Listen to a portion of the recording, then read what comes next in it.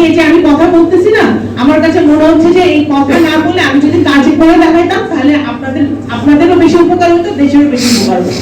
এখন কথাই কম, কাজ করতে হবে। যে আজকে আমরা একটা সন্ধি করে দাঁড়িয়ে আছি, সেই বাংলাদেশ একটা সন্ধি করে দাঁড়িয়ে আছে, যেখানে একটি যে নির্বাচন আমরা গত 17 বছর দেখি নাই, যে নির্বাচন আমাদের নতুন ভোটাররা, আমাদের 18 বছরের ভাই বোনরা, আমাদের যুব সমাজ, ছাত্র সমাজ, নারী পুরুষকেও ভোট দিতে পারেন এই গত 17 বছরে, সেই সুযোগটা আগামী ফেব্রুয়ারি মাসে আসবে বলে আমরা বিশ্বাস করি।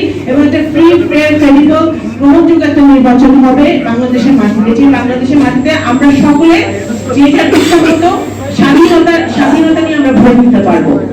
সেই ভোটে বাংলাদেশ জাতীয়তাবাদী দল যদি নির্বাচিত হয়, জনগণের ভোটে যদি নির্বাচিত হয়, বাংলাদেশ জাতীয়তাবাদী দল যদি সরকার গঠন করতে পারে, তখন যদি জাতীয়তাবাদী মুক্তিযুদ্ধের প্রজন্মের আপনাদের অঙ্গ সংগঠন থাকেন বা সহযোগী সংগঠন থাকেন বা কিছুই না থাকে, তারপরেও কিন্তু প্রজন্মের দায়িত্ব অনেক অনেক অনেক বেড়ে যাবে যদি বাংলাদেশ জাতীয়তাবাদী দল আগামী দিনে সরকার গঠন করে।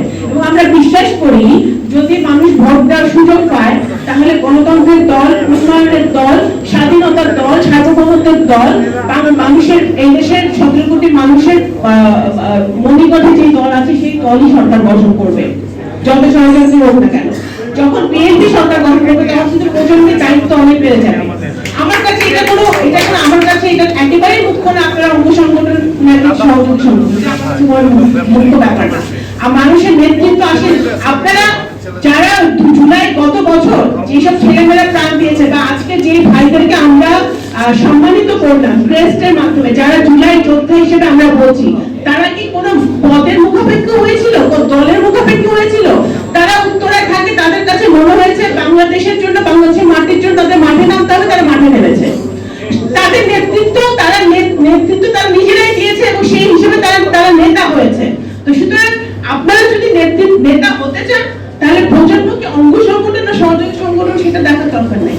নিজেরা নিজেদের জেলায়, উপজেলায়, নিজের গণ্ডির মধ্যে আপনারা বিকশিত হন, মানুষের পাশে থাকেন, মানুষই আপনাদেরকে বেছে দিবে নেতা বানানোর জন্য, সেটা আপনাদের মনে রাখতে হবে।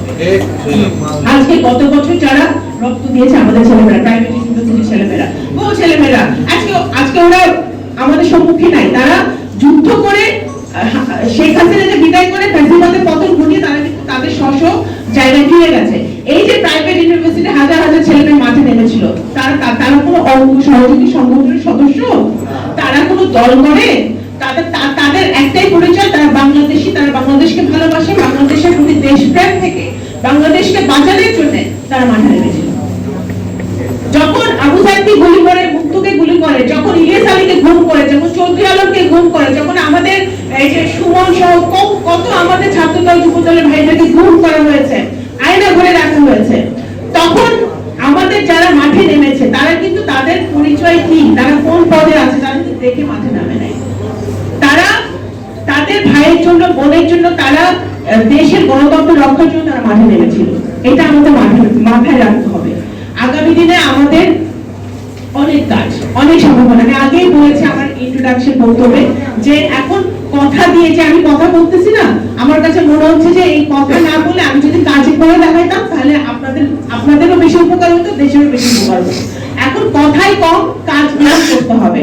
বাংলাদেশে আমাদের যদি 31 দফা একেবারে 1 থেকে 31 পর্যন্ত ইমপ্লিমেন্ট করতে হয়, বাস্তবায়ন করতে হয়, তাহলে কিন্তু কাজের বিকল্প নেই। শিক্ষা, স্বাস্থ্য, বাসস্থান, আমাদের প্রত্যেকটা সেক্টরে আমাদের অনেক কিছু করার আছে। আমাদের গণতান্ত্রিক প্রতিষ্ঠানগুলোকে ঢেলে সাজাতে হবে, আমাদের বিচার শিক্ষা পায়, সমাজ স্বাস্থ্য, হেলথ কেয়ার পায়, স্বাস্থ্য সেবা পায়, সেটা আমাদের নিশ্চিত করতে হবে। সেটা নিশ্চিত করতে হলে আমাদের সকলের যার যার জায়গা থেকে কাজ করতে হবে এবং সেই কাজটি যদি আমরা করতে পারি, মানুষের ভাগ্য উন্নয়নের জন্য কাজ করতে পারি। দুর্নীতি বিশাল একটা ব্যাপার, বিশাল একটা সাবজেক্ট, পড়তে দুর্নীতি। আপনি এই দুর্নীতি যদি কমাতে হয়, বিএনপির একটা বিশাল প্ল্যান আছে এই দুর্নীতি কমানোর জন্য।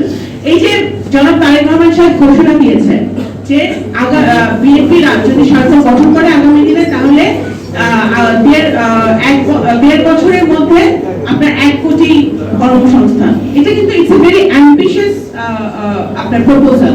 এটা কিন্তু এইটা যদি বাস্তবায়ন করতে হয় তাহলে আমাদের অনেক কর্মসংস্থানের ব্যবস্থা করতে হবে, এবং সেই লক্ষ্যে বাংলাদেশ জাতীয়তাবাদী দল কিন্তু ন্যাশনালি এবং ইন্টারন্যাশনালি কাজ করছে যাতে আমরা কর্মসংস্থান